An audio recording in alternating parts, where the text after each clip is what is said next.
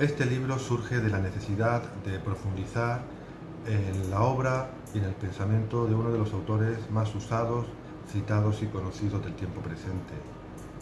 En la obra del pensador y escritor británico converso al catolicismo Gilbert Keith Chesterton, un autor que llena las páginas de muchos análisis, cuyas frases legendarias son utilizadas como ariete frente a los temas más posmodernos y que cada autor y cada escuela intentan llevar a su orilla, pero del que se desconoce una de las dimensiones fundamentales de su pensamiento, su propuesta político y social llamada distributismo, una propuesta alternativa y a contracorriente que, si bien fue minoritaria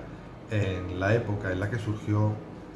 ha quedado como una propuesta muy útil para analizar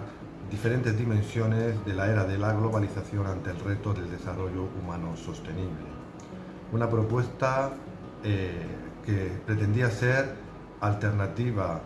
del capitalismo más oligárquico y del socialismo más estatista, recuperando las enseñanzas del gremialismo histórico y utilizando la doctrina social de la Iglesia. De Chesterton se conoce mucho, de Chesterton se usa mucho, pero de Chesterton, autor, como he dicho, de enorme relevancia en la actualidad,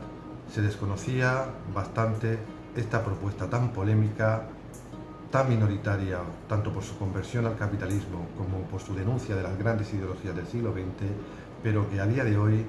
aporta, como estamos viendo en muchos autores a contracorriente en el plano económico y social, elementos de análisis fundamentales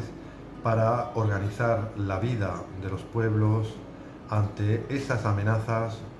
o retos que plantea esta era actual globalizada. En el libro intentamos analizar las claves de este pensamiento distributista, a mitad de camino del liberalismo capitalista oligárquico que denunciaba como elemento que rompía la vinculación del hombre con sus comunidades naturales de referencia, y frente al estatismo socialista que convertía al ciudadano en mero gregario al servicio del poder político.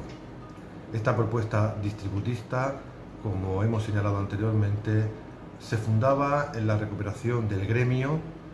como elemento clave para organizar la vida productiva de las sociedades y en la vigencia de una doctrina social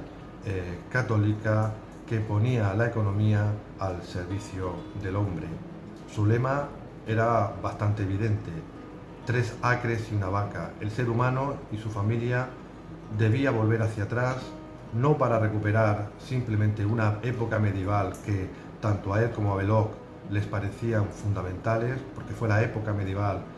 frente a la leyenda negra que existe sobre ella, un periodo de enorme importancia tanto cultural, social como política, sino intentar recuperar esa dimensión tanto espiritual como terrenal que vinculaba a las comunidades naturales con el pasado como elemento para aprender a hacer frente a esos retos que la nueva sociedad mecanizada e industrializada provocaba en la vida y en la mente de tantas y tantas personas. Vivir con menos, vivir en un hogar, vivir produciendo lo necesario,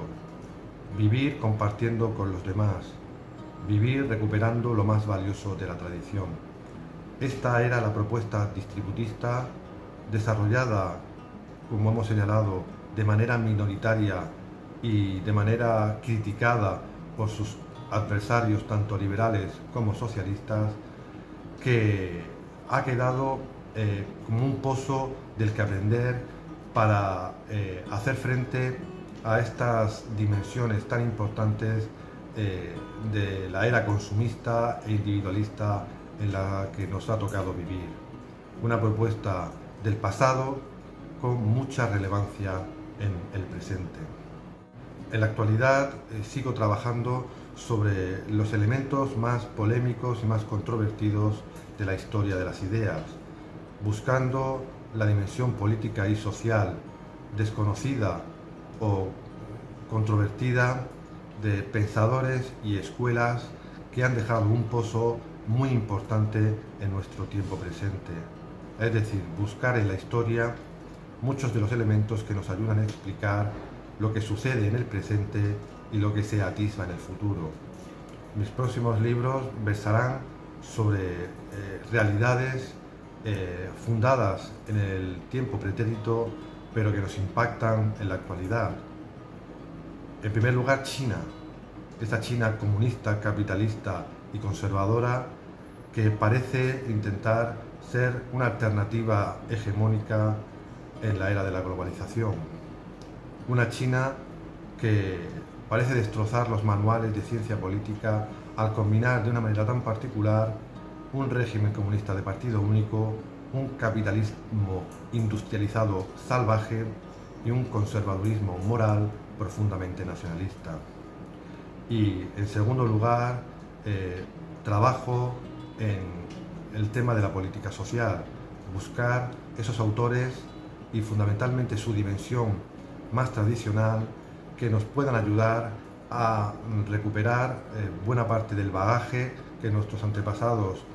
crearon y que puede ser muy útil para los retos que he señalado antes y que no son simplemente elementos teóricos